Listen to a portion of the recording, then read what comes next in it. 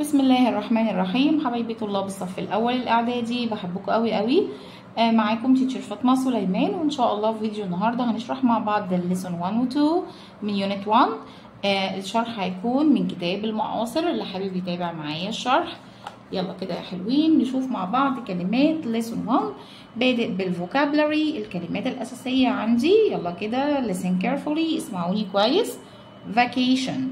vacation يعني اجازه. tournament يعني بطولة أو دوري. tournament. workshop يعني ورشة عمل. coach يعني مدرب رياضي. volunteer يعني متطوع أو يتطوع. خد بالك هنا الفي دي رمز اختصار لverb يعني فعل، وان اختصار لناون، يعني الكلمة دي تنفع ناون اسم وتنفع فعل، والاي دي اللي موجودة جوه القوس بتعرفك لو هي فعل هو فعل منتظم بياخد الاي دي في الماضي. forum post يعني منشور في منتدى. recycling center معناها مركز إعادة تدوير. empty يعني فارغ. و adj اختصار لكلمة adjective يعني صفة. تعالى نشوف بقى الكلمة اللي بعد كده artificial intelligence يعني الذكاء الاصطناعي، واختصارها AI. artificial intelligence. imagine يعني يتخيل. talented يعني موهوب، وخد بالك دي adjective يعني صفة. tiring يعني مرهق أو متعب.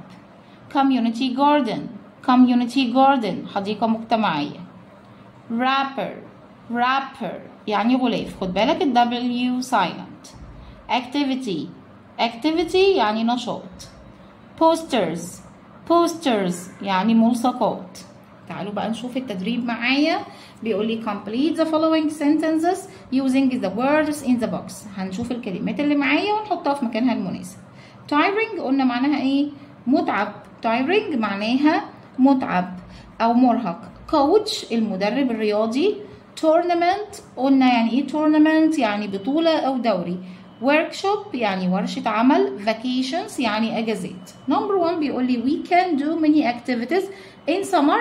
طبعا in summer vacations يبقى دي number 1، ان احنا نقدر نعمل كثير من الانشطة في اجازات الصيف.